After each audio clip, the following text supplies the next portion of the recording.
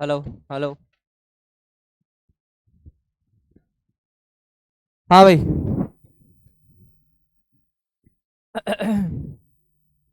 22 ही है ना?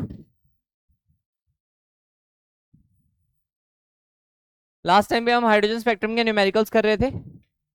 आज जो है हम कैलकुलेशन ऑफ स्पेक्ट्रल लाइंस ये पढ़ेंगे। कैलकुलेशन ऑफ स्पेक्ट्रल लाइंस, ये स्पेक्ट्रल लाइंस क्या है?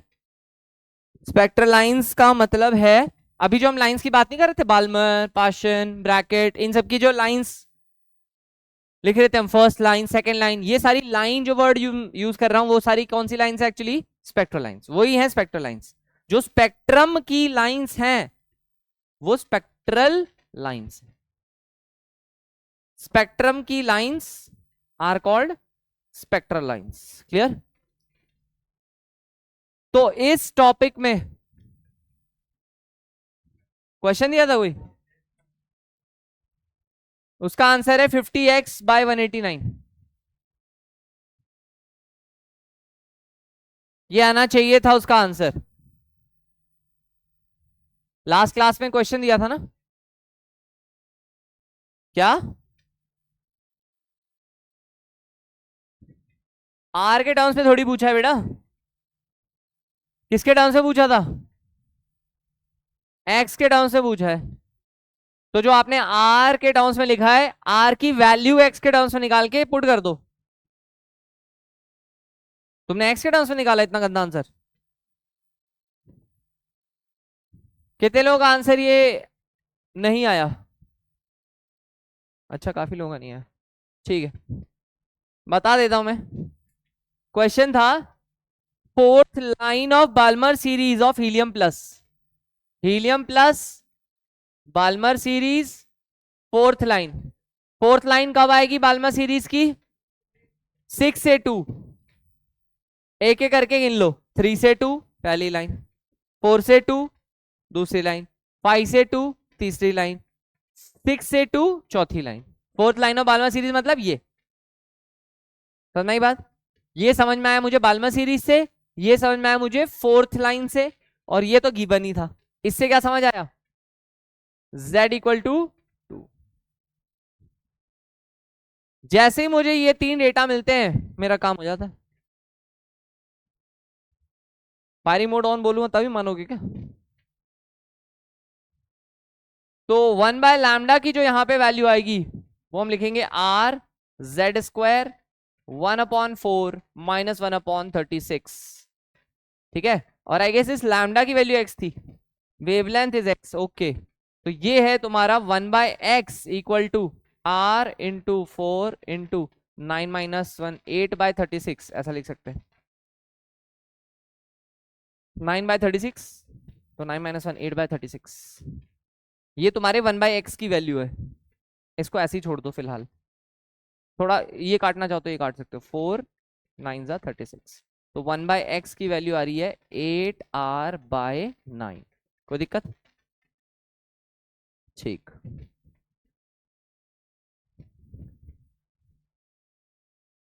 अब second half of the question solve करते हैं। Second half of the question solve करते हैं।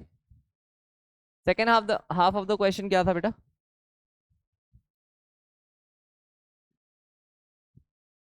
Second half of the question क्या था? Calculate wavelength of third line of Balmer series beryllium 3+। Beryllium 3+, ये हो गया third line of Balmer series, तो NL2 हो गया। और थर्ड लाइन तो NH5 हो गया। बस, क्या मुश्किल है? यही तो लिखना होता है बस सही से। इसके लिए लैम्डा पूछा था, तो 1/λ फॉर्मूला वही लगेगा, RZ² 1/NL² -1/NH²। यही होगा। मेरे बात ये, तो ये बन जाएगा तुम्हारा R × 16 × 21/100। अब देखो R के टर्म्स में तो पूछा नहीं है लैम्डा, X के टर्म्स में पूछा है, तो R की वैल्यू यहां से उठा के डाल दो, क्या हो गया? तो ये जो तुम्हारा 1/λ है, R की वैल्यू डाल देना यहां से। R की वैल्यू आएगी 9/8x। R की वैल्यू डाल देते हैं यहाँ पे 9/8x। बाकी वैसा का वैसा ही छाप दो, as it is divided by 100। क्या कहते हो? कोई ऐसा कुछ अलग सा तो नहीं किया मैंने जो बिल्कुल सोच के विपरीत है? ये तो हम कैसे ही सोच पाते, ऐसा कुछ तो नहीं लिखा मैंने अभी तक। ठीक है, चलो। 8 टू जा 2, 50 जा, आ गया आंसर। लैम्डा में ये उल्टा करना है, तो लैम्डा में आ जाएगा तुम्हारा 50x डिवाइडेड बाय 189। देखो, क्या ऐसा स्टेप था जो तुम्हारे सोच से परे चला गया कि अरे, अब कौन से स्टेप पे तुम्हें ऐसा चौंकना पड़ा घर जाके? सॉल्व ही नहीं किया तुमने। घर जाके कॉपी भी तो खोलनी पड़ती है, तब तो क्वेश्चन सॉल्व होगा। कर तो हम लें, पर कॉपी के पन्ने चिपक जाते हैं, पता नहीं कैसे घर जाके। बहुत कोशिश करते हैं हम, अलग नहीं हो पाते हमसे। क्लास में ही कोई जादू है जो अलग हो जाते हैं वो पन्ने, घर पे तो छुड़ा ही नहीं पाते हम। बहुत कोशिश करते हैं सर, उधर से बहन ने पकड़ा, इधर से हमने पकड़ा, खुल ही नहीं रहा, फिर भी कॉपी बिल बहुत कोशिश करी है कि नहीं। कोई बात नहीं बेटा, जेई का पेपर भी नहीं खोल पाओगे इसी हिसाब से। वो भी इतनी जोर से ही बंद होगा। हैं? कोई नहीं, तुम्हारा कंप्यूटर ही बंद हो जाएगा।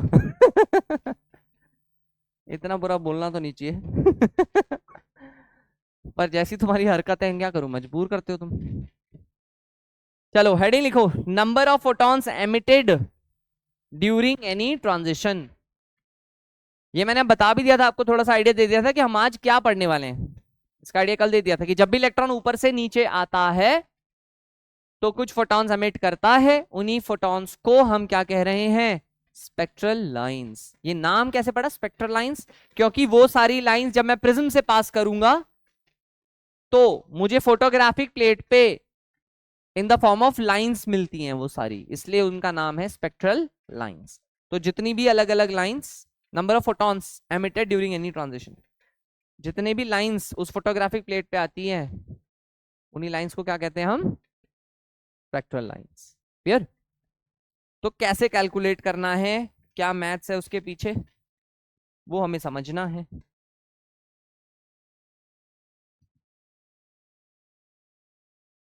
तो हेडिंग लिख लिया, number of photons emitted during any transition. इसमें लिखना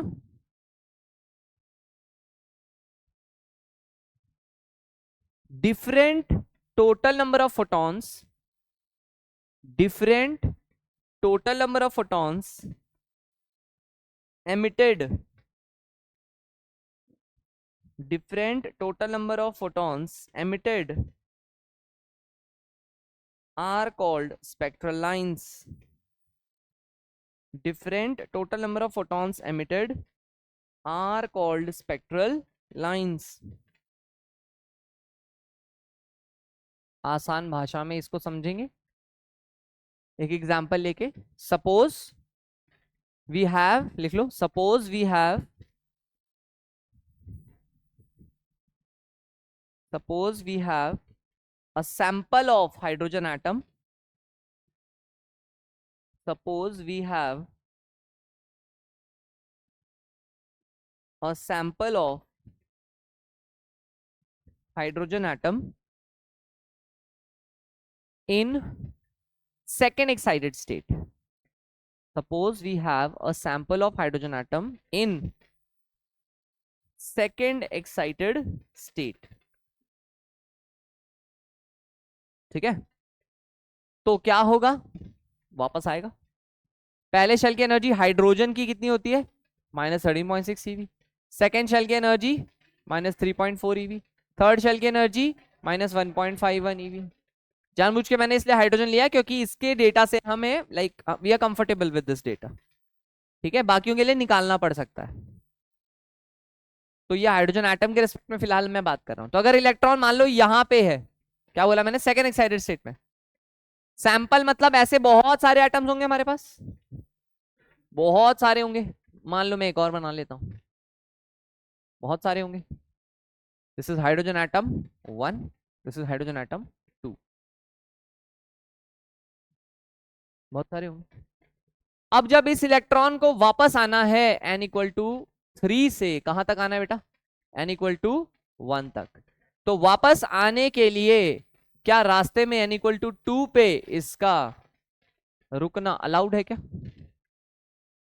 तो इसके पास दो रास्ते हैं ग्राउंड स्टेट में आने के, या तो ये डायरेक्ट आ जाए, किसी एटम में हो सकता है वो ऐसे आ जाए, या किसी एटम में हो सकता है उसका मन करे कि रास्ते में रुकते हुए चलेंगे आराम से, जल्दी क्या है। तो जब वो रुकता हुआ आएगा इलेक्ट्रॉन, तो जब वो रुका even for a fraction of second, तो उस पर्टिकुलर मोमेंट पे उसे कुछ ना कुछ फोटोन एमिट करना पड़ेगा। ये जो एनर्जी ऑफ फोटोन है, इसकी वैल्यू की अगर मैं बात करूं तो ये होगी इसका डिफरेंस, ये होता है 1.89 eV, इतने का फोटोन वो एमिट कर देगा। और फिर जब वो वापस फाइनल ग्राउंड स्टेट में आएगा तो इसके डिफरेंस का फोटोन एमिट होगा, और इसका डिफरेंस है energy of photon is equal to 10.2 eV। और अगर डायरेक्ट आ गया होता तो जो फोटोन एमिट होगा वो होगा 12.09 eV। इसके अलावा आपको लगता है कि किसी और एटम में इसके अलावा भी तो कुछ हो सकता था, लग रहा है क्या ऐसा? और कोई पॉसिबिलिटी बची? हमने सारी ले ली पॉसिबिलिटी। अगर मैं आपसे पूछूं कि in a sample of hydrogen atoms what is the maximum number of spectral lines that you can get if the hydrogen atom is in second excited state, इसका आंसर होगा 3। अगर क्वेश्चन ऐसा है what is the maximum number of spectral lines that you can get from a hydrogen atom when that hydrogen atom is present in second excited state, हाँ इसका answer 2 होगा। क्या ये बात आ रही समझे? इसका आंसर पता है कितना होगा? 2। क्या मैंने बोला? अ हाइड्रोजन एटम, किसी एक हाइड्रोजन एटम में कितने, या किसी एक हाइड्रोजन एटम से कितने आप स्पेक्ट्रल लाइंस ला सकते हो एक एटम से, मैक्स टू मैक्स। इससे कितनी मिली? सिर्फ एक। इससे कितनी मिली? मैक्स टू मैक्स कब आएंगी? जब इलेक्ट्रॉन एक एक करके नीचे उतरे, एक एक करके। अभी फिलहाल तो मैंने छोटा सा केस लिया है n = 3, ऐसे ऊपर का भी कोई दे सकते हैं, n = 4 दे सकते हैं, n = 5 दे सकते हैं, एंड सो ऑन, कितने भी ऊपर का दे सकते हैं, कहीं से भी पूछ सकते हैं। मान लो 5 से 1 आना होता, 5 से 1, और बोलते हैं कि मैक्सिमम एक एटम से कितनी स्पेक्ट्रल लाइंस आप निकलवा पाओगे, 5 से 1 आना है, सोच के बताओ। 5 से 4 आएगा, वो 4 से 3 आएगा, 3 से 2 आएगा, 2 से 1 आएगा। 5 से 1 आने में 4, अच्छा 4 से 1 आने में, 3 से 1 आने में, क्या मैं ऐसा बोल सकता हूं delta n, delta n, NH minus NL। 5 से 1 आना था 4। अच्छा मैंने डेल्टा क्यों बोला? 5 - 1 ही बोल देता सीधा। अरे नीचे में भी तो डिपेंड करता है कहां तक आना है। सपोज 5 से 2 आना होता, 1 नहीं, 5 से 2, तो आंसर सिर्फ 3 होता ना। तो मतलब NL पे भी डिपेंड करता है ना कहां तक पूछा गया हमसे सवाल में। मैं ये नहीं कह रहा इलेक्ट्रॉन रुक जाएगा 2 में ही, सवाल में पूछ तो सकते हैं ना कि 5 से 2 आने तक, 5 से 2 आने तक कितने स्पेक्ट्रल लाइंस वो एमिट कर सकता, पूछ तो सकते हैं।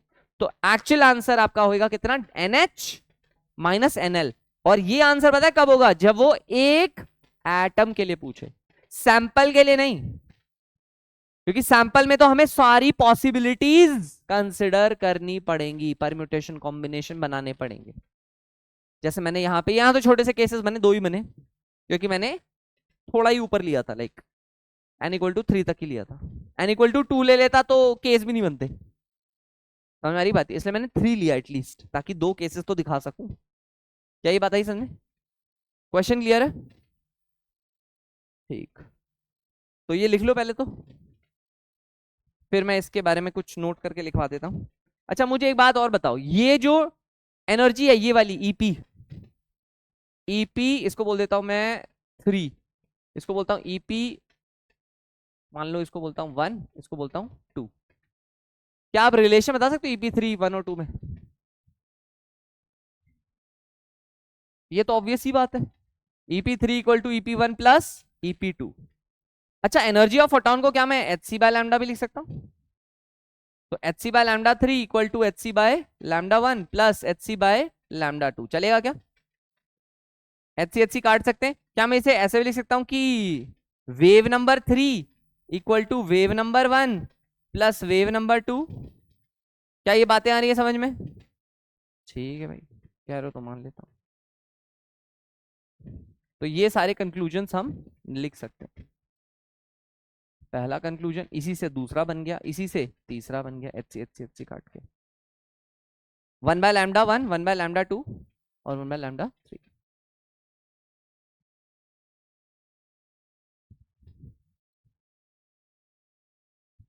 हाँ बेटा, क्या बेटा?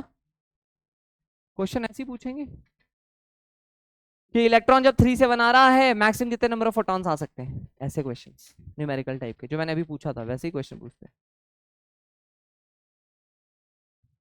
बहुत सारी बनेंगे बेटा, हाँ बहुत सारी, यही तो प्रॉब्लम है, इसलिए वो ज्यादा ऊपर का नहीं पूछेंगे। और अगर ज्यादा ऊपर का पूछा तो वो ये पूछेंगे कि एक एटम में मैक्सिमम कितना आएगा, फिर सैंपल में नहीं पूछेंगे, नहीं पगला जाओगे, पेपर ही खत्म हो जाएगा उतने में तो। केस बना बना के, क्योंकि कुछ भी हो सकता है ना, उसका मन है 6 से 5 आ जाए, सिर्फ 5 से सीधा बना जाए, 6 से 5 आ जाए, 5 से 4 आ जाए, फिर बना जाए, 6 से 5, 5 से 4, 4 से 3, 3 से 1 आ जाए। बहुत पॉसिबिलिटी। अभी तो मैंने 6 से 5 लिया था, ऐसी 6 से 4 उसके आगे की कहानी, फिर 6 से 3 उसके आगे की कहानी, पेपर खत्म। तो इसलिए इतना बड़ा सवाल वो देंगे नहीं, इसलिए मैंने छोटा सा ही सवाल लिया, कॉन्सेप्ट आना चाहिए। मैक्स टू मैक्स आपको 5 दे देंगे, मैक्स टू मैक्स 5 भी लाइक वर्स्ट केस सिनेरियो है ना? 5 भी बहुत मुश्किल से ही देंगे, बट ठीक है 5 तक दे सकते हैं, 6 तो नहीं देंगे। 6 देंगे छोड़ देना, मैं बात कर लूंगा फिर, ये तुम निकाल के बताओ आप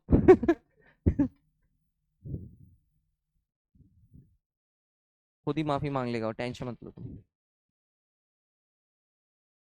ठीक है? एक एटम में पूछ सकते हैं, चाहे कहीं से पूछ लें, एक एटम में तो वो 99 से 1 भी पूछ सकते हैं, क्योंकि उसका आंसर 98 है। एक एटम नहीं, इन्फिनिटी, इन्फिनिटी नहीं पूछ सकते, वैल्यू देनी पड़ेगी कोई ऐसी जिसको माइनस कर सके, ठीक है? चलो अब मैं कुछ स्टेटमेंट्स बोल रहा हूं, तुम मुझे उसके आंसर देना। 3 टाइप के सवाल पूछे जा सकते हैं, 3 टाइप के सवाल, 2 तो तुम्हें समझ में आई गए। एक सवाल कि जब इलेक्ट्रॉन 3 से 1 आ रहा है तो मैक्सिमम कितने स्पेक्ट्रल लाइंस आ सकती हैं अगर सैंपल ऑफ हाइड्रोजन एटम है और सिंगल हाइड्रोजन एटम है, तो मैक्सिमम कितनी स्पेक्ट्रल लाइंस आ सकती हैं। इनके आंसर्स अलग है ना, एक बार आंसर 3 है और एक बार आंसर है 2। एक और सवाल जो पूछ सकते हैं कि मिनिमम, ध्यान से सुनना क्या बोल रहा हूं मैं, मिनिमम कितने एटम्स चाहिए such that all possible spectral lines can be obtained when the hydrogen atom sample is in second excited state। अगर हाइड्रोजन एटम जो है सेकेंड एक्साइटेड स्टेट में है तो maximum number of spectral lines लाने के लिए मिनिमम मुझे कितने एटम्स चाहिए होंगे। क्या इस बात का मतलब ये समझ आ रहा है क्या बोल रहा हूं? कितने एटम्स चाहिए होंगे? 2, बिकॉज 2 केसेस बन सकते हैं। बेसिकली वो ये पूछना चाहते हैं कितने केसेस बन सकते हैं मिनिमम, समझ आई बात? ही वो ये पूछ रहे हैं, इसका मतलब 3 से 1 ही तो है ये 3 से 1 ही तो है, 4 से 1 तुमसे निकलवाऊंगा अभी, मतलब इन जनरल, है ना? पहले 3 से 1 जो मुश्किल था वो मैंने बता दिया, 4 से 1, 5 से 1 ये तो आसान है, ये 5 से 1 होमवर्क दे दूंगा, घर पे खाली बैठे रहते हो, बैठे बैठे क्या करे, करना है कुछ काम, आओ स्पेक्ट्रल लाइंस निकाल ले लेके, अभिषेक सर का मेरा नाम नहीं लोगे क्वेश्चन ही सॉल्व होगा, है कि नहीं? हाँ बिल्कुल, लिखो, नोट करके लिखना। हम इस एग्जाम्पल के हिसाब से लिख रहे हैं हर चीज, ठीक है? We are considering what, we are considering that the hydrogen atom is in second excited state, उसके हिसाब से मैं नोट लिखवा रहा हूं, बाकी अपने आप वो उस हिसाब से हम निकाल लेंगे, लिखना। Considering the hydrogen atom, note में लिख लो, considering the hydrogen atom slash sample, ठीक है, depending on the question, is in second excited state, considering the hydrogen atom slash sample is in second excited state. First point अब लिखो, first point, maximum number of spectral lines, maximum number of spectral lines that can be obtained is equal to, maximum number of spectral lines that can be obtained is equal to कितना, 3. Next point लिखो। अच्छा, इसमें मैंने specify तो किया नहीं था, यानी कि सैंपल मैक्सिमम कितनी हो सकती है, तो हम सैंपल मान के कर लेंगे, मैक्सिमम तो सैंपल के केस में ही आएगी। अगर वो एक एटम में पूछना चाहते हैं तो बोलना पड़ेगा उनको कि एक एटम में बताओ मैक्सिमम कितनी आ सकती है, समझ में आई बात है? तो लिखेंगे maximum, second point, maximum number of spectral lines that can be obtained, maximum number of spectral lines that can be obtained in an atom,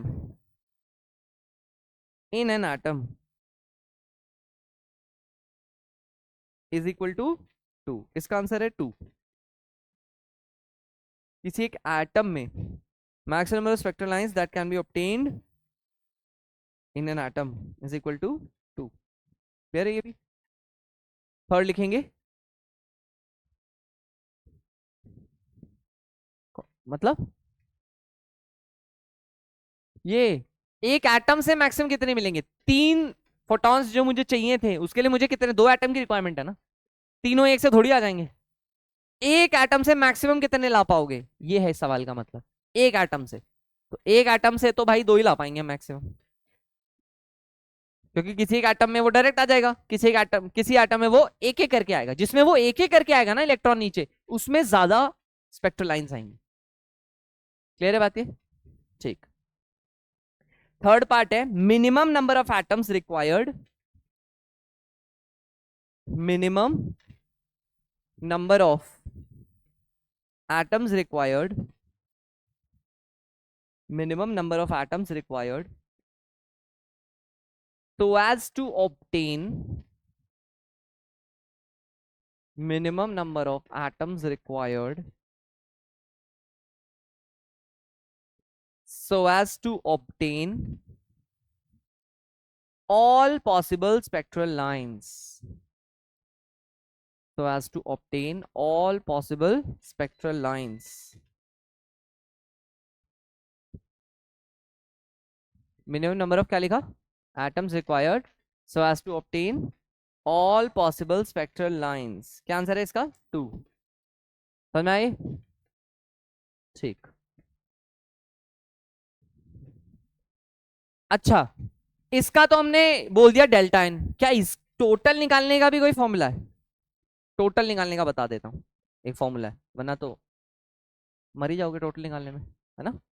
हाँ, कितने एटम्स में ऐसा होगा या कितने केसेस बनेंगे उसका कोई फॉर्मूला नहीं है सैडली। तो आपको अगर कोई ये भी बोल देना 99 से 2 आना है, 99 से 2 आना है, कितनी डिफरेंट स्पेक्ट्रल लाइंस आपको मिल जाएंगी इन द सैंपल, पूरा सैंपल, तो भी उसका फॉर्मूला है, वो मैं अभी बताऊंगा, उसका फॉर्मूला है। पर अगर ये पूछ लें कि कितने एटम्स लगेंगे ये लाने में, इसका फॉर्मूला नहीं। जैसे इसका आंसर हमने क्या बोला, 2, ये गिना तब पता चला कि 2 में मिनिमम, 2 में काम हो जाएगा, ठीक है? Total number of spectral lines का भी फॉर्मूला है, एक एटम में कितनी एक्शन स्पेक्ट्रल लाइंस आएंगी उसका भी फॉर्मूला है, पर जो एटम्स की काउंटिंग है ना कि मिनिमम कितने चाहिए, इसका कोई फॉर्मूला नहीं। ये आपसे कोई नहीं पूछ सकता है, टोटल तो काउंटिंग करवा ही लेगा वो, काउंटिंग भी नहीं करवानी होती, फॉर्मूला चाहिए होता है बस, ठीक है? वो मैं लिखवा देता हूं। तो लिखना पहला, नोट में, अब तुमने 1 2 3 ये तो इसके हिसाब से नोट लिखा है ना, लिखो नोट 2। अब ये मैं क्या जनरल फॉर्मूले लिखवाने, अब ये तो इसके लिए हो गया, हाँ ऐसा लिख लो, या तो नोट फॉर जनरल फॉर्मूला ऐसा लिख लो, नोट फॉर जनरल फॉर्मूला, जो आपको न्यूमेरिकल सॉल्विंग में हेल्प करेगा। जनरल फॉर्मूला, जनरल फॉर्मूला के लिए मान लो कहां से कहां आना है, 4 से 1।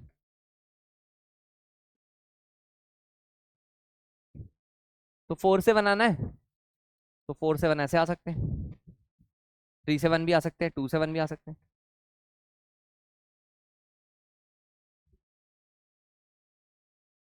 अच्छा 2 में अगर आना है तो 3 से 2 आ सकते हो, अच्छा सॉरी 4 से 2 आ सकते हो और 3 से 2 आ सकते हो, है ना। सिमिलरली अगर 3 में आना है तो 4 से 3 आ सकते हैं। यहां आया 3, यहां आया 2, यहां आया 1, तो 3 + 2 + 1 कितना आ गया, 6। ये है 6 डिफरेंट स्पेक्ट्रल लाइंस, लेकिन ये भी मेहनती है, ये भी मेहनती है।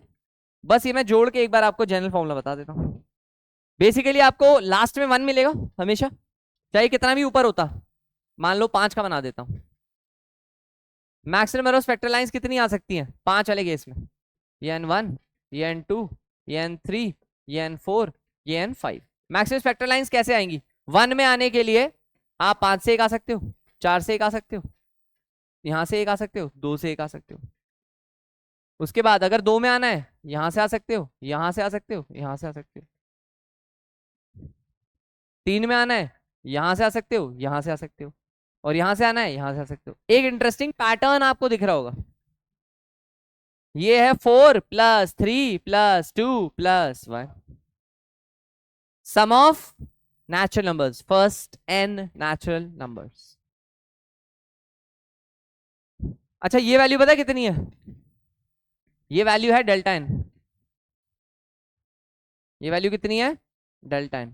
डेल्टा n क्या है, NH - NL। डेल्टा n क्या है, delta n, NH - NL, maximum जितना है NH - NL। जैसे 4 से 1 आना है तो मैक्सिमम डेल्टा n 3 ही है ना। यहीं से कहानी स्टार्ट, बेसिकली आपको 1 से लेके 3 तक जोड़ना है, 1 से लेके 3 तक। तो अगर मान लो आपको आना होगा 6 से 2, 6 से 2, तो डेल्टा n जो है आपका क्या लोगे आप, 4, डेल्टा n लोगे 4, और आपको जोड़ना कहां से कहां तक है, हाँ 1 से लेके 4 तक जोड़ना है। Basically you have to add from 1 से लेके डेल्टा n तक, 1 से लेके डेल्टा n तक जोड़ना है।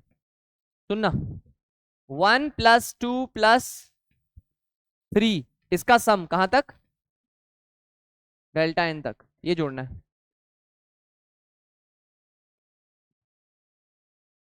एक फॉर्मूला पढ़ा होगा तुमने, n × n+1/2 पढ़ा है क्या ऐसा कुछ, वही लगाना है बस, दैट्स इट।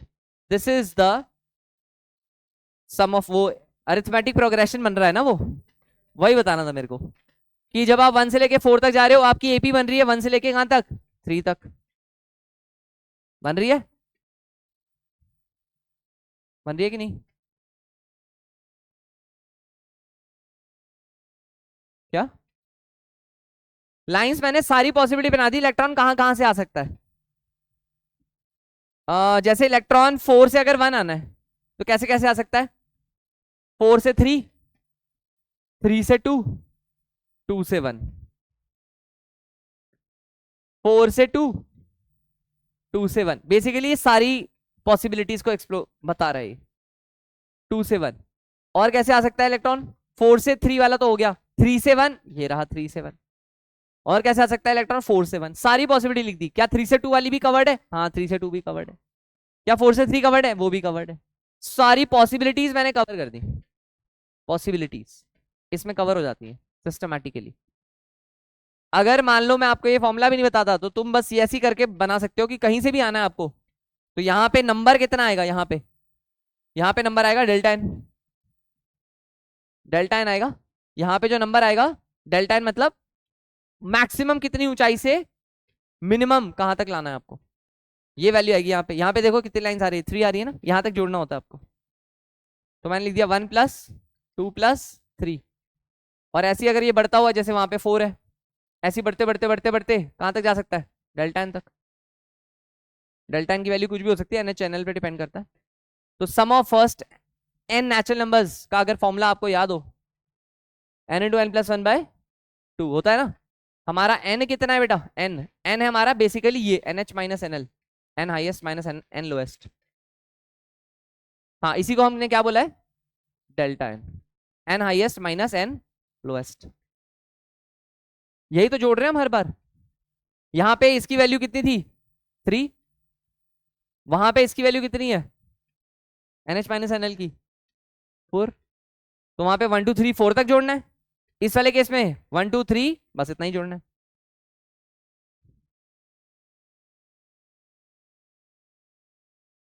नहीं, maximum number of spectral lines नहीं, delta n is the maximum difference between the, अच्छा डेल्टा एन थोड़ी वो इसको बोलेंगे maximum number of spectral lines. Delta n कैसे मैक्सिमम, डेल्टा एन तो ये नंबर है ना,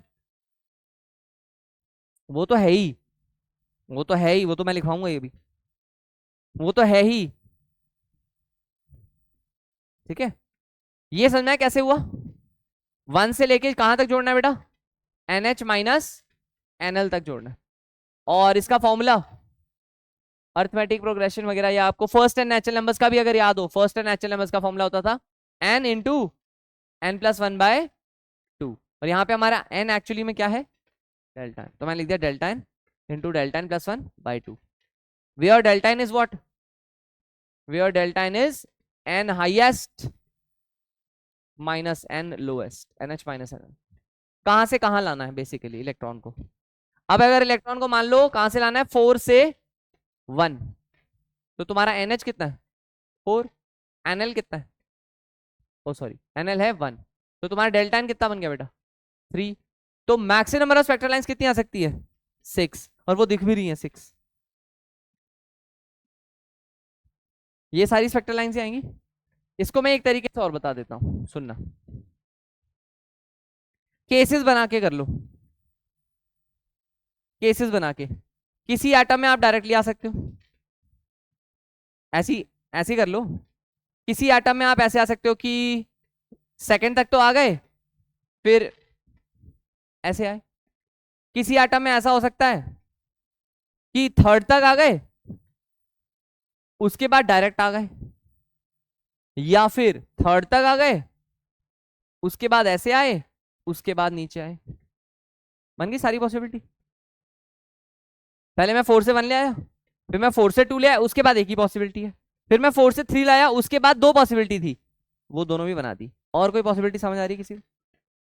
यानी अगर इसमें सवाल पूछ लें कि अगर आपको 4 से 1 आना है तो मिनिमम कितने एटम्स लगेंगे such that you get all possible spectral lines, 4। इसका कोई फॉर्मूला नहीं है मीन नंबर ऑफ एटम्स का, ये आप केसेस बनाओगे तभी पता चलेगा।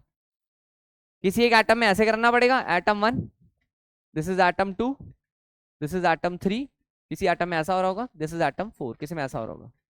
अब स्पेक्ट्रल लाइंस गिनते हैं। अरे सर ये तो बहुत ज्यादा लग रही है, 1 2 3 4 5 6 7 8, आप तो कह रहे थे 6, ये तो 8 हो गई। रिपीट हो रही होंगी इसमें कुछ वेवलेंथ्स, रिपीट नहीं होनी चाहिए। सोचो 4 से 3 4 से ये सेम नहीं हो गई, तो इसको एक ही बार गिनना है, क्या कहते हो, इसको एक ही बार गिनना है। तो मान लो इसको गिन लिया, इसको हटा दिया, हाँ ये दोनों भी रिपीट है, तो जब इसको गिन ही रहे हैं तो इसको गिन लेते हैं, इसको हटा देते हैं। अब और तो कोई नहीं रिपीट है, ये वेवलेंथ यूनिक है, ऐसी और नहीं है कोई। इससे भी यूनिक आएगा, इससे भी यूनिक, अरे यहाँ पे भी 2 का गैप, यहाँ पे भी 2 की, तो सेम नहीं आएगा। 3 और 1 का एनर्जी गैप और 4 और 2 का एनर्जी गैप अलग अलग होता है, तो ये वेवलेंथ भी अलग अलग आएंगी। समझ में आ रही बात ये, और ये और बचा, बस खत्म, सारी अलग हो गई। आगे बात समझ में, इन्हीं को मैंने एक ही डायग्राम में प्लॉट कर दिया था, यही सारी वेवलेंथ्स को, यही सारी ट्रांजिशंस को। देखो 4 से 1 ये बनाया था मैंने सबसे पहले, फिर बनाया था मैंने एक ये 3 से 1 ऐसे बनाया था, है ना। ये वाला बना दिया, ये वाला बना दिया, फिर बनाया था मैंने एक ये वाला, ये ऐसे बनाया था, एक ऐसे बनाया था। उसके बाद फिर मैंने n इक्वल टू 2 में आने वाली पॉसिबिलिटीज बनाई थी, n इक्वल टू 2 में आने वाली पॉसिबिलिटीज। एक ये वाली पॉसिबिलिटी हो गई, ये रही। एक बनाई थी मैंने ये वाली, है ना, हाँ ये वाली पॉसिबिलिटी, तो ये बनाई थी एक पॉसिबिलिटी, 2 वाली खत्म हो गई। अब 3 में आने वाली पॉसिबिलिटी एक ही है, तो बस ये बनाई थी मैंने। समझ में आया ये क्या था जो अभी बनाया था मैंने? वो बेसिकली यही रिपीट केसेस हटा के जो बचा ना, सिर्फ उतना ही बनाया था मैंने। और इसके ऐसे जब बनाओगे ना तो आपको रिपीट, इसमें आपको ट्रांजिशन नहीं पता चलता, इलेक्ट्रॉन कैसे कैसे आ रहा है वो नहीं पता चलता, बस इसमें केसेस पता चलते हैं कि स्पेक्ट्रल लाइन अलग अलग कौन कौन से ट्रांजिशन से आ सकती हैं। तो 1 पे आने के रास्ते बनाए हैं मैंने सिर्फ। आप इसको ऐसे नहीं बोल सकते इलेक्ट्रॉन ऐसे आके फिर ऊपर जाके फिर नीचे आया फिर ऐसे, बाउंस थोड़ी कर रहा हूं। ये आपको ट्रांजिशन नहीं बता रहा है, इसमें आपको रिपीट केसेस नहीं मिलेंगे। ये बस केसेस ड्रॉ किए हमने जिसमें आपको रेपिटेशंस नहीं मिलेंगी। अगर आप ऐसे बनाते हो आपको रेपिटेशंस ढूंढनी पड़ेंगी, काटनी पड़ेंगी उसके बाद। इनफैक्ट आपको ये बनाने की भी जरूरत क्यों है, फॉर्मूला है ना, डायरेक्ट फॉर्मूला लगाओ। ये केसेस आप बना भी इसलिए पा रहे हो क्योंकि लेवल में कम दे रहा हूं। ये गैप बढ़ा दूंगा तो ये निकालना भी छोड़ दोगे तुम, कहां निकालते फिरोगे कब तक, है कि नहीं? तो जनरल नोट अब लिखेंगे, लिखो maximum number of spectral lines, सीधा फॉर्मूला याद कर लेना इसका। Maximum number of spectral lines that can be obtained,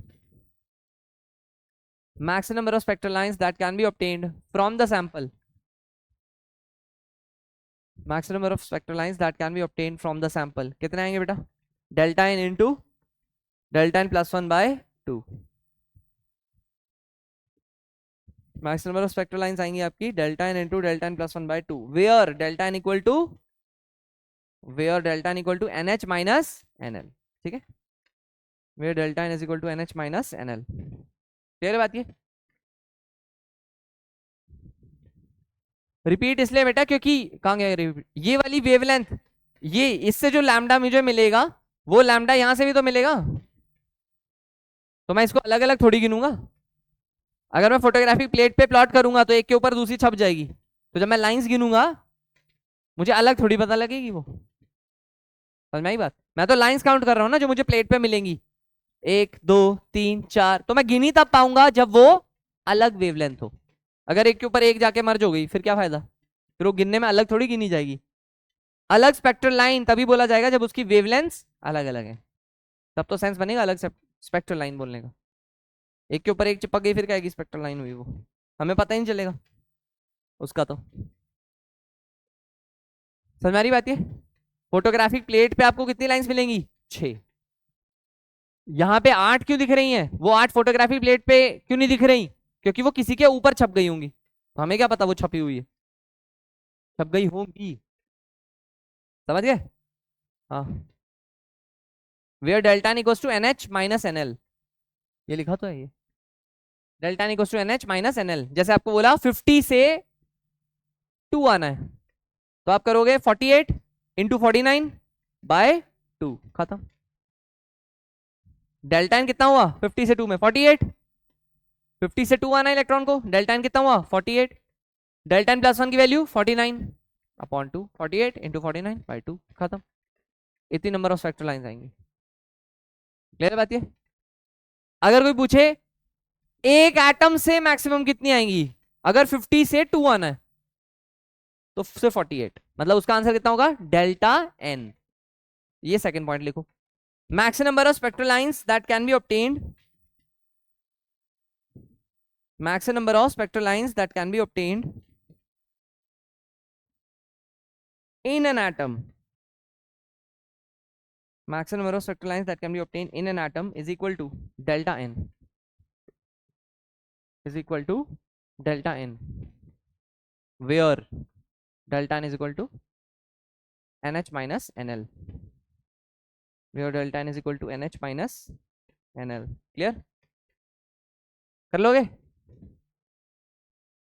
तो इसका भी जनरल फॉर्मूला उसका भी है, किसका जनरल फॉर्मूला नहीं है, मिनिमम नंबर ऑफ एटम्स का, वो तो बनाने ही पड़ते हैं।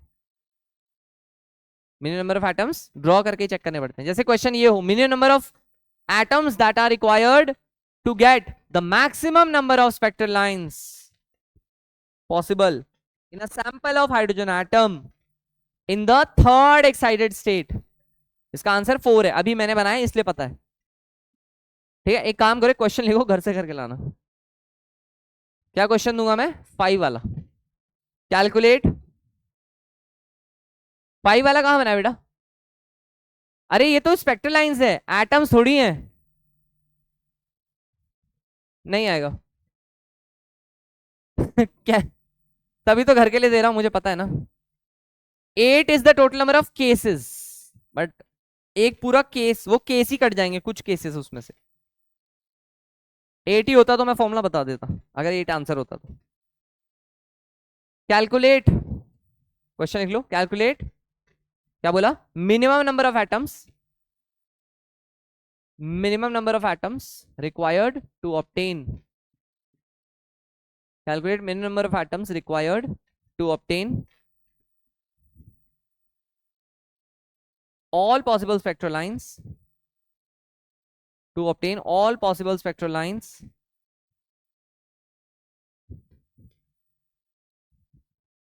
from a hydrogen sample, from a hydrogen sample, H sample लिख देना, from a hydrogen sample present in fourth excited state, present in fourth excited state. Also calculate the maximum number of spectral lines possible. ये तो चलो अभी भी answer बता ही दोगे इसका तो। Also calculate the maximum number of spectral lines possible. Also calculate the maximum number of spectral lines possible.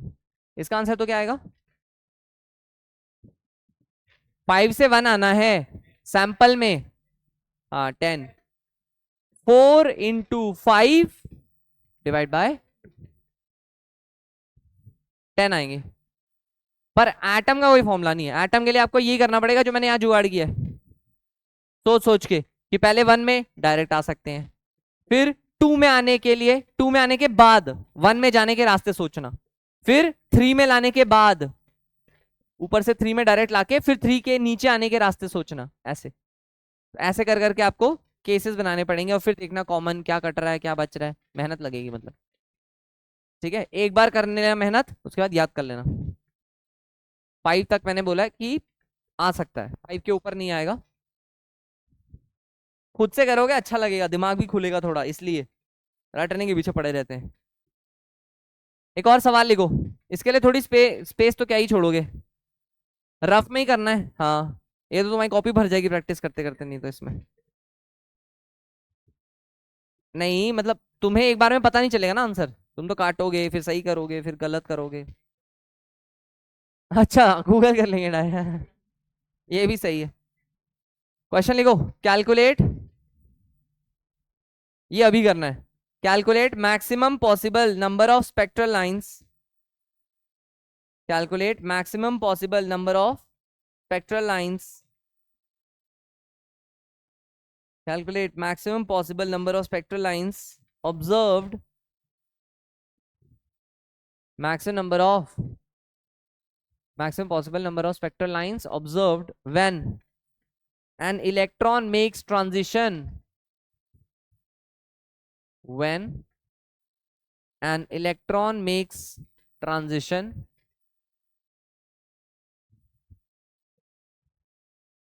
when an electron makes transition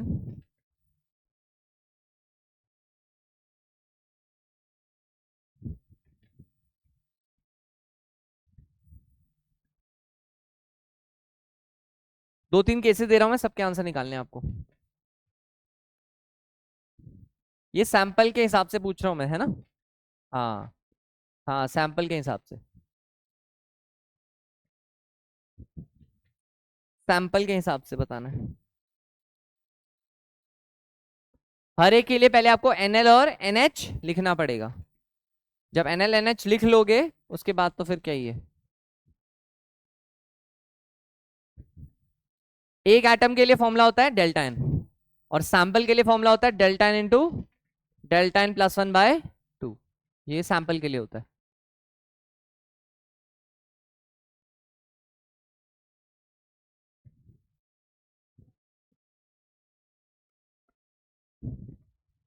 GS ground state.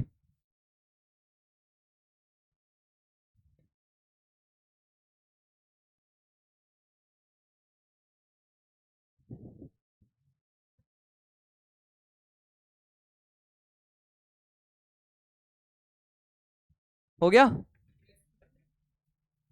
आया आंसर? कब तक करोगे?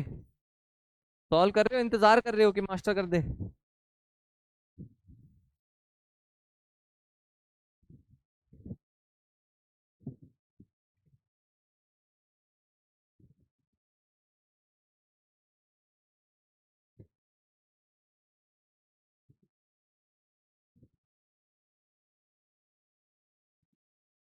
हाँ,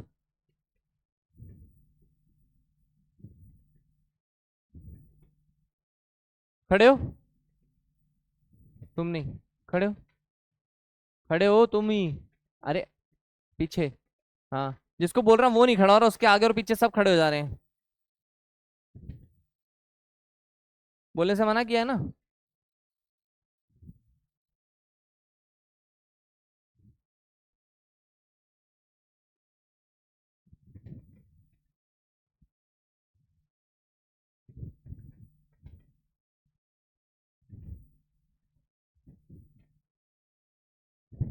हाँ बेटा, आगे। आप खड़े हो। बताओ फर्स्ट वाले में एनएल की वैल्यू बताओ कितनी होगी? Seventh excited state to second excited कितनी? 3। जोर से बोलो। एनएच की वैल्यू बताओ। आंसर कितना आएगा? फॉर्मूला क्या होता है? मैक्स इनवर्स वेक्टर लाइन से ना सैंपल निकालने का। क्या? Delta n. आगे। डेल्टा एन अभी फॉर्मूला लिखा था ना थोड़ी देर पहले, क्या लिखा था फॉर्मूला? देखो क्या लिखा था फॉर्मूला। क्या लिखा है फॉर्मूला? हाँ फिर बताओ अब कितना आएगा? डेल्टा एन कितना है? डेल्टा एन होता क्या है? नहीं, डेल्टा एन क्या होता है देखो, वेयर भी लिखवाया था, क्या लिखवाया था डेल्टा एन? क्या लिखवाया है? Where delta n equal to. फिर कहाँ है दिमाग? मन नहीं लग रहा पढ़ाई वढ़ाई में ना? पेरेंट्स से बात करनी पड़ेगी लग रहा। नेक्स्ट क्लास में अगर आपके आंसर्स नहीं आए तो पेरेंट्स आएंगे। कोई तो आंसर देगा, या आप दोगे या पेरेंट्स। पता तो होना चाहिए ना। अभी जस्ट लिखवाया फिर कैसे नहीं आ रहा? Delta n is equal to n H minus n L, कितना हो गया वैल्यू? हाँ फिर आंसर कितना आएगा? 5 इंटू 5 इंटू ये जो सपोर्ट स्टाफ लगा है ना आगे पीछे सबको निकाल दूंगा बाहर, यही रह जाएगी अकेले। फेल कराना चाहते हो उसको? जेई का एग्जाम है क्या? जेई का एग्जाम है, बता दो मुझे, कोई दिक्कत नहीं है। अभी बताओगे तो जेई के एग्जाम में कौन बताएगा? साथ में बैठोगे क्या? वहां तो निकाल दी जाएगी ये। तुम जो दोस्ती करने का नाटक कर रहे हो ना, ये नाटक मत करो। एक्चुअल दोस्त अगर हो किसी के, हेल्प मत करो उसकी। अभी हेल्प करो, ये हेल्प नहीं है, ये तुम उसे पीछे ड्रैग कर रहे हो। अभी बेइज्जती से बचोगे, फाइनली बेइज्जती होगी, तब कैसे बचोगे?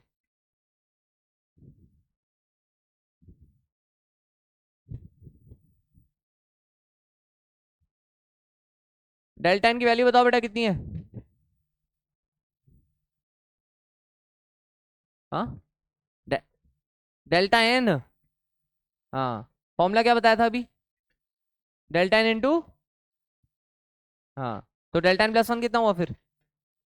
तो 5 इंटू 2 डेल्टा, फॉर्मूला था delta n into delta n plus 1, ये था ना बेटा। डेल्टा एन की वैल्यू 5 है तो डेल्टा एन प्लस 1 कितना होगा? ये तो 6 होगा ना, 5 + 1 डिवाइड बाय 2, 5 × 6/2 ये होगा ना, कितना हो गया ये कि नहीं? नेक्स्ट बताओ, सॉल्व नहीं करना है, यही बताओ एनएल बताओ कितना होगा। सॉल्व करने की जरूरत ही नहीं, इतना मुश्किल थोड़ी है ये। एनएल कितना है बताओ इसको देख के। जीएस मतलब क्या होता है? हाँ इधर आओ, यहाँ लिखो,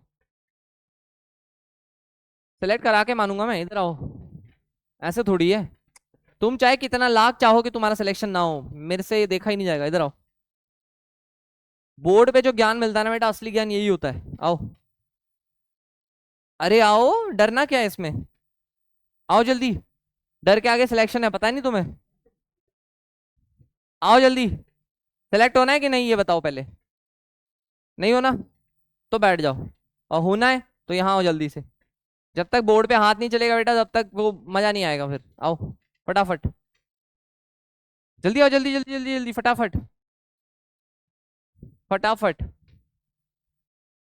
लो, कुछ गलत करोगे कोई दिक्कत नहीं है, लिखो, लो जल्दी लो। अरे पकड़ो, अरे पकड़ो, क्या हो गया? चलो वैल्यू बता दो, चलो। ग्राउंड स्टेट का मतलब एनएल की वैल्यू क्या हुई बेटा? हाँ, शेल नंबर कौन सी हुई? ग्राउंड स्टेट मतलब शेल नंबर 1, ग्राउंड स्टेट मतलब shell number 1। Eighth excited state कौन सी शेल होती है? एट्थ एक्साइटेड स्टेट कौन सी शेल होती है? फर्स्ट एक्साइटेड स्टेट किसको बोलते हैं? शेल नंबर ना, फर्स्ट एक्साइटेड। एक्साइटेड 1 कैसे हो सकती है? 1 तो ग्राउंड स्टेट है। एक्साइट जब इलेक्ट्रॉन होगा तो कहाँ जाएगा? मिनिमम सेकंड में जाएगा ना, तो फर्स्ट एक्साइटेड किसको बोलते हैं? सेकंड को। फर्स्ट एक्साइटेड किसको बोलते हैं? हाँ। सेकंड एक्साइटेड किसको बोलेंगे? एट्थ एक्साइटेड किसको बोलेंगे? फर्स्ट एक्साइटेड सेकंड को, सेकंड एक्साइटेड थर्ड को, तो एट्थ एक्साइटेड नाइन्थ को बोलेंगे ना, ये है। ठीक है, घर पे पढ़ो, घर पे पढ़ोगे तो याद रहेंगी ये सब चीजें, घर पे बिल्कुल नहीं पढ़ते हो आप। डेल्टा एन की वैल्यू कितनी आ गई? तो फॉर्मूला लगा के आंसर बताओ कितना आएगा फिर। हाँ बताओ, 8 × हाँ डिवाइड बाय, हाँ 8 9 का डिवाइडेड बाय कितना? 72/2।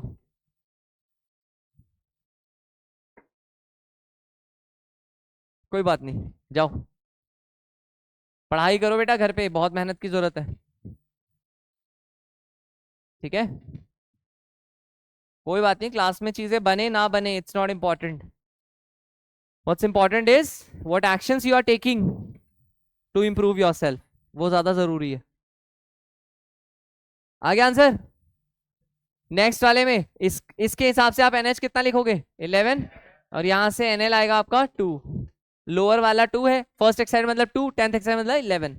डेल्टा एन आ गया तुम्हारा 9, और फॉर्मूला होता है 9 × 10/2। कितना? सिंपल है, ठीक है भाई। हाँ,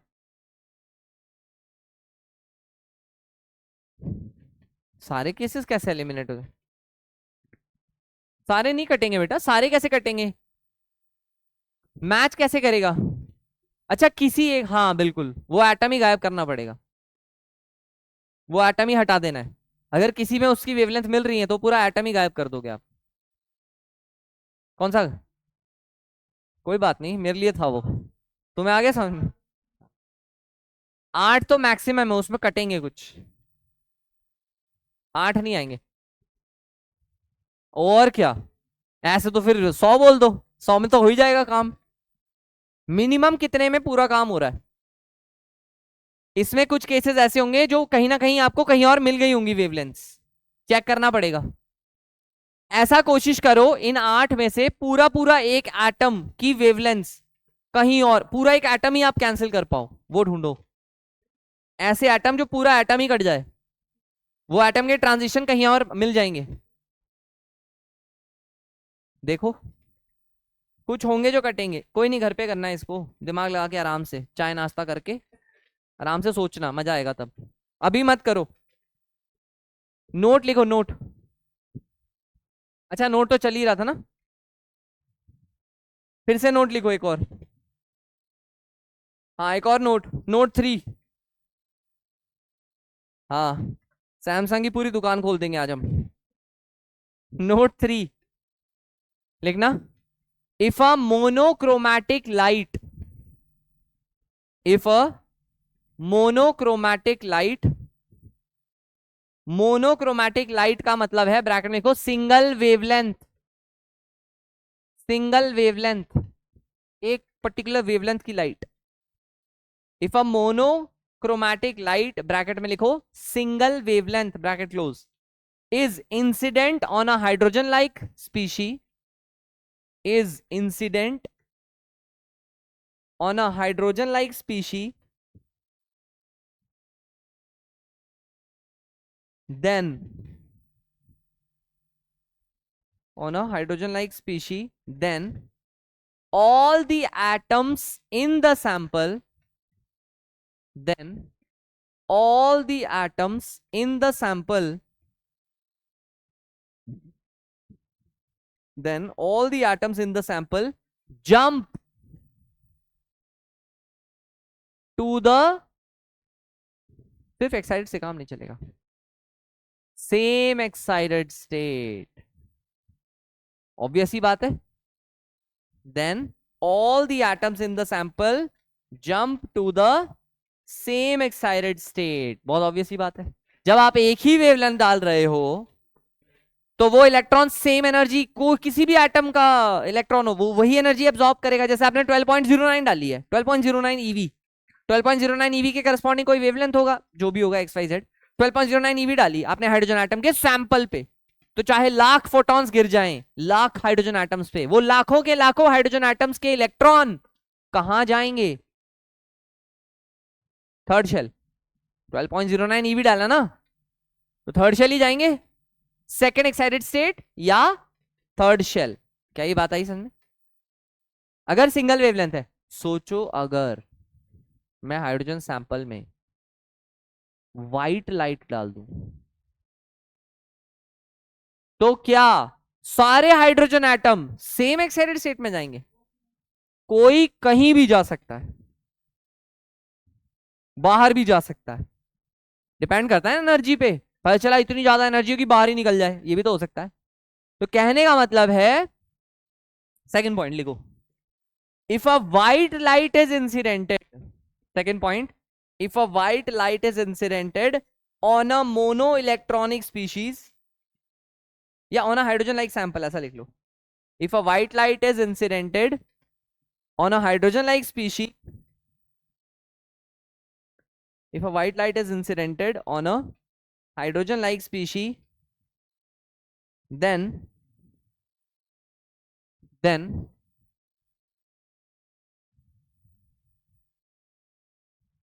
the atoms in the sample, then the atoms in the sample will get excited, then the atoms in the sample will get excited to different excited states, to different excited states। बस ठीक है? सही है नहीं? सारे के सारे same में नहीं जाएंगे। कोई पता चला किसी को इतनी एनर्जी मिली कि 2 तक ही जा पाया, किसी के ऊपर कोई ऐसा वेवलेंथ स्ट्राइक कर गया कि वो सीधा 3 तक चला गया, किसी को इतना मिल गया बाहर निकल गया। व्हाइट लाइट में तो बहुत सारी वेवलेंथ है ना, अब हमें नहीं पता कि कौन सा वाला जाके उसके ऊपर स्ट्राइक कर जाए, कितनी एनर्जी वाला। समझ में आ गई बात? ये पहला पॉइंट और दूसरा पॉइंट क्लियर है? अच्छा हाँ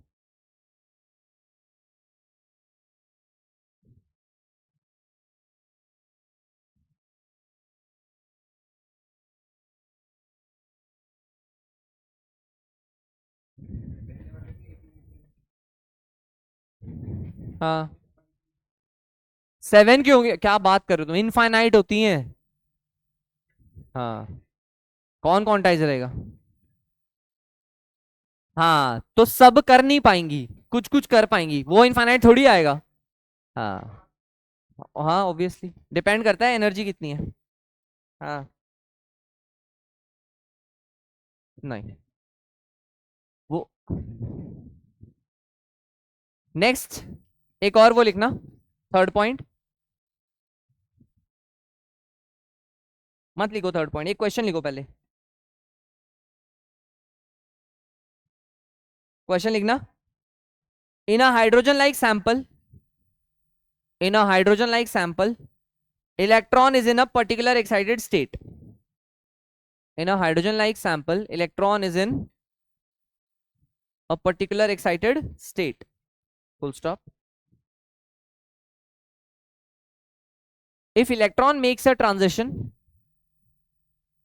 if electron makes a transition, if electron makes a transition,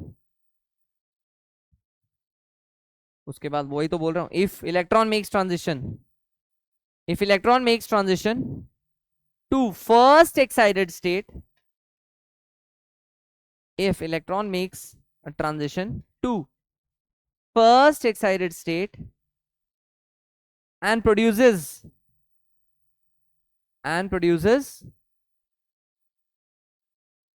a maximum of 15 different wavelengths, and produces a maximum of 15 different wavelengths, then the electron was in, then the electron was in which excited state, then the electron was in which excited state. Option लिख देता हूं मैं, fifth excited state, sixth excited state, seventh excited state, या eighth excited state.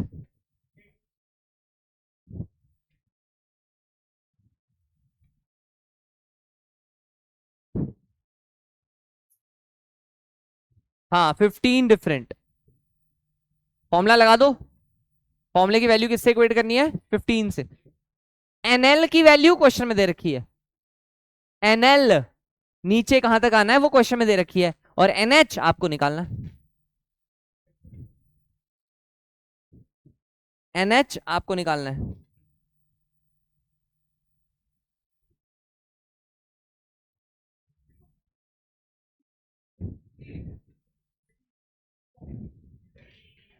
Silly mistake, C answer आपका silly mistake की वजह से आएगा।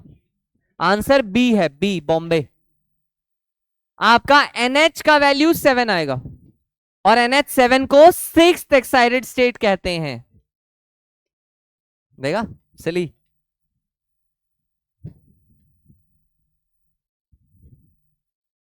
सी फॉर चितकारा।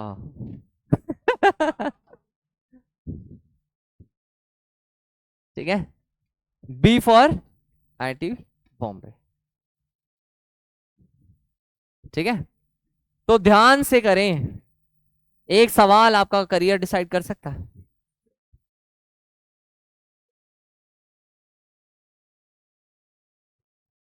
डी फॉर यहां तो नहीं है दिल्ली, यहां पे डी फॉर डफर। एक क्वेश्चन और लिखो। किसका बेटा, अच्छा आंसर बता दूं।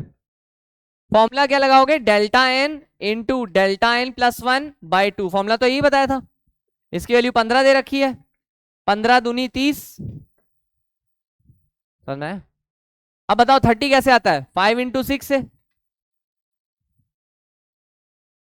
दो कॉन्जिक्यूटिव नंबर्स, दो कॉन्जिक्यूटिव नंबर्स जिसका मल्टीप्लीकेशन 30 होता है, 5 और 6। ठीक है, इससे तुम्हें पता चल गया क्या, डेल्टा एन की वैल्यू कितनी 5, NH माइनस NL की वैल्यू कितनी 5, NL की वैल्यू 2। फर्स्ट एक्साइटेड स्टेट मतलब NL इक्वल टू 2, तो NH कितना आ गया 7, और सेवेंथ शेल एक्चुअली में सिक्स्थ एक्साइटेड स्टेट कहलाती है। समझ आ गया? बहुत बढ़िया। सवाल लिखो एक बढ़िया सा सवाल, आखिरी सवाल। स्पेक्ट्रल लाइन, स्पेक्ट्रम, सब कुछ खत्म हो जाएगा इस सवाल के बाद। नहीं खत्म होगा,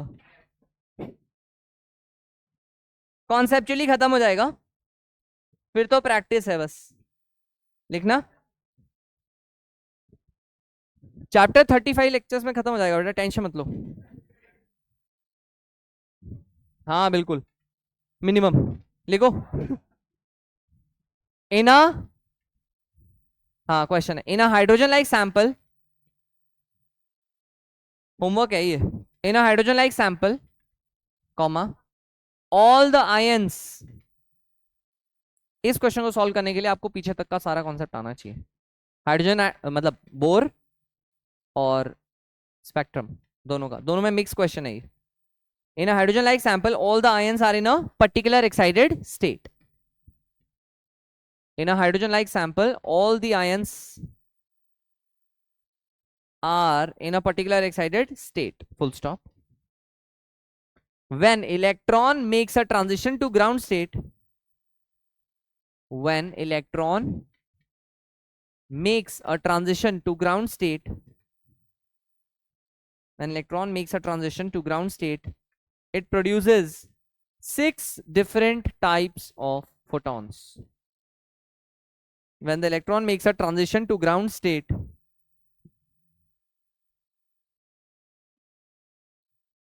when the electron makes a transition to ground state, it produces 6 different types of photons, full stop. If second excitation potential is, if second excitation potential is 193.64, लिख लेना। If second excitation potential, second excitation potential क्या मतलब होता है इसका? हाँ, कि second excitation energy 193.64 EV है, सेकेंड एक्साइटेशन एनर्जी। और इसका मीनिंग क्या हुआ कि सेकेंड एक्साइटेशन एनर्जी 193.64 ईवी है। एक्साइटेशन एनर्जी है ये, बाइंडिंग नहीं। एक्साइटेशन एनर्जी होती है एनर्जी रिक्वायर्ड टू एक्साइट, नाम से समझना। हाँ, फर्स्ट से थर्ड ले जाने के लिए जो एनर्जी लगेगी वो 193.64 ईवी लगेगी उस सैंपल के लिए। तो उससे आपको जेड पता चल जाएगा, इसकी मदद से आपको जेड पता चल जाएगा और सैंपल पता चल जाएगा कौन है। इतनी बात आ गई समझ में? अब क्वेश्चन शुरू करते हैं। देन पहला करना क्या, जेड थोड़ी पूछूंगा मैं, मतलब पहला सवाल तो यही है, फाइंड जेड। हाँ होमवर्क पहले ही बोल दिया था मैंने। इसके 6 पार्ट्स हैं। पहला पार्ट है find Z, second find the excited state of the sample, find the excited state of the sample, वो आपको वो डेल्टा एन प्लस 1/2 करके मिल जाएगा। 6 बोला है ना, वो मिल जाएगा। फिर थर्ड आयोनाइजेशन एनर्जी, बोर के टाइम पे पढ़े थे ना सारे टर्म्स, हाँ तो इसलिए मैंने बोला कि मिक्स क्वेश्चन है। आयोनाइजेशन एनर्जी पूरा रिवाइज हो जाएगा आपका।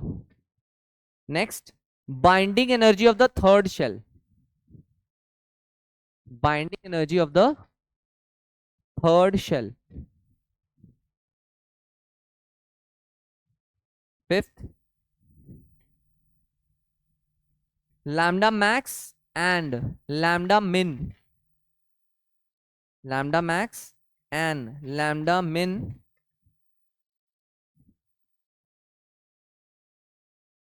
corresponding to the above transitions, corresponding to the above transitions। above transition मतलब क्वेश्चन में जो ट्रांजिशन हो रहा है, कहीं ऊपर वाली शेल से नीचे आना है, कहां तक आना है, ग्राउंड स्टेट तक। वो ऊपर वाली शेल कौन सी है वो तो तुम्हें खुद निकालना है, ठीक है। जब वो निकाल लोगे तो तुम्हें पता चल जाएगा कि थर्ड से फर्स्ट, फिफ्थ से फर्स्ट, फोर्थ से फर्स्ट, कहां से फर्स्ट आ रहे हैं। फिर उसमें कितने, क्या पूछा है, लैम्डा मैक्स और लैम्डा मिन कौन सा वाला आएगा। जैसे अगर इलेक्ट्रॉन मान लो 3 से 1 आ रहा है तो लैम्डा मैक्स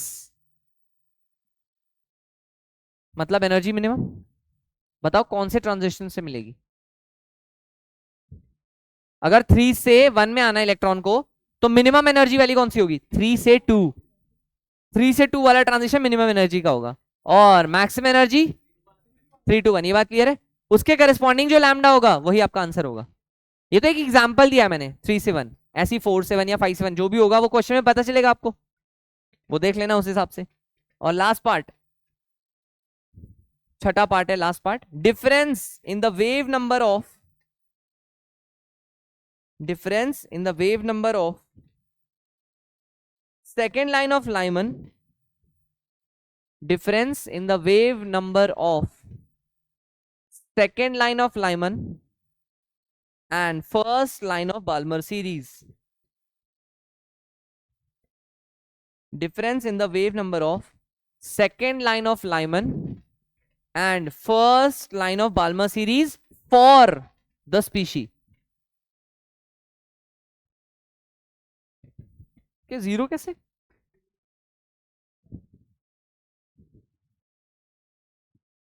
क्या चाह रहे हो? कुछ भी सा रहे हो? कुछ भी आंसर है, जो मुंह में आया बोल दो है। बस आज के लिए इतना ही, ये करके लाना।